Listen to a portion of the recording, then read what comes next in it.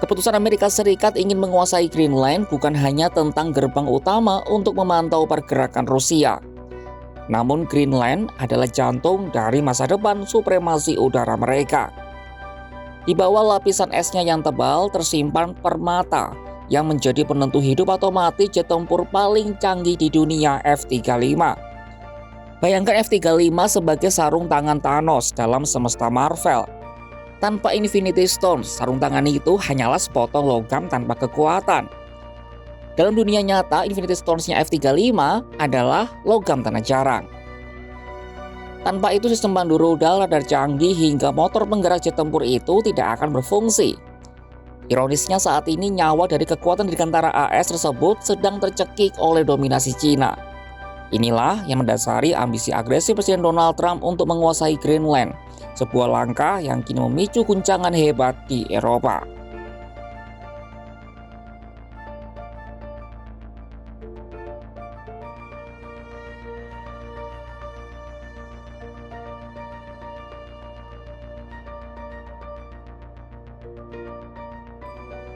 Ketertarikan militer Amerika Serikat terhadap Greenland bukan lagi sekadar soal lokasi geografis yang strategis.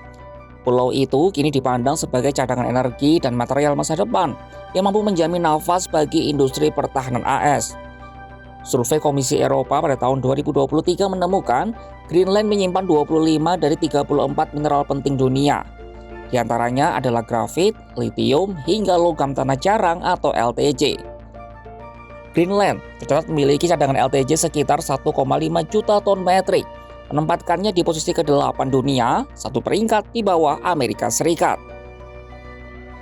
Lantas mengapa AS begitu mengincar logam tanah jarang yang ada di Greenland?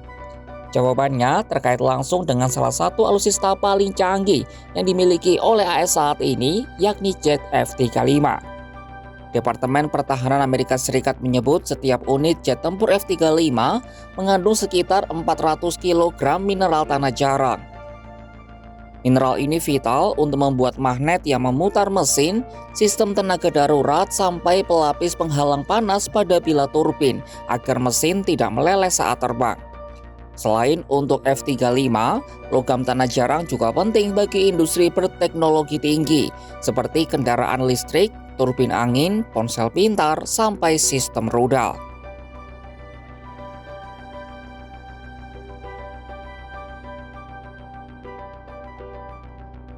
Berbicara soal logam tanah jarang, AS harus berusaha untuk melawan dominasi Cina. Ketidakberdayaan AS berakar pada dominasi mutlak Cina dalam industri ini. Cina bukan hanya menambang, tetapi juga menguasai teknologi pemrosesan yang rumit. Mengutip laporan New York Times, data menunjukkan Cina menyumbang sekitar 70% penambangan tanah jarang dunia dan mencengkram 90% kapasitas pemrosesan.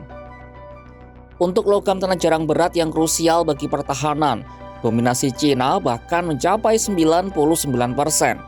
Sebaliknya, Amerika Serikat dinilai tertinggal jauh karena kurangnya permintaan domestik untuk memacu inovasi teknologi pemrosesan.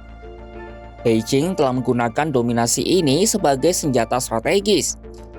Cina telah memberlakukan batasan ekspor logam tanah jarang pada April dan Oktober 2025. 7 mineral yang telah dibatasi ekspornya pada April adalah samarium, gadolinium, terbium, dysprosium, lutetium, scandium, dan yttrium.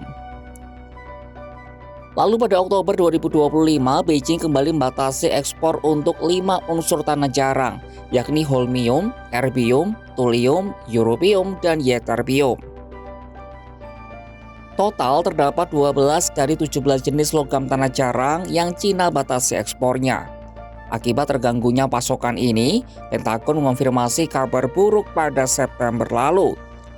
Pemutahiran F-35 yang dikenal sebagai Block 4 tidak akan rampung hingga tahun 2031.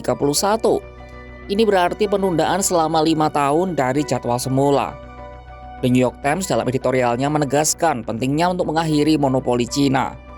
Menurut mereka hal ini penting bagi keamanan nasional Amerika.